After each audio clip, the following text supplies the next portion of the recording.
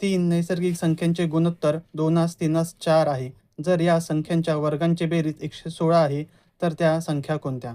इथे आपण त्या तीन संख्या 2x 3x व 4x घेऊ.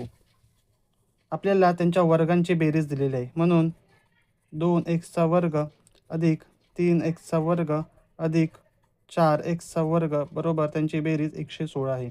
इथे 2x वर्ग बरोबर 4x वर्ग अधिक 3x वर्ग 9x वर्ग आणि 4x वर्ग 16x वर्ग बरोबर 116. इथे आपण या सर्वांची बेरीज केल्यावर 29x वर्ग बरोबर 116. म्हणून x वर्ग बरोबर 116 भागिले 29.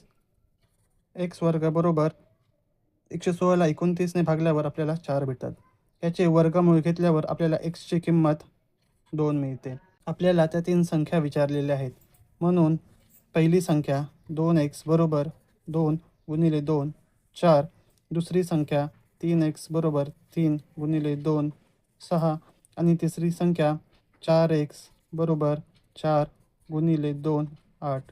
त्या तीन संख्या 4 6 8 या असतील.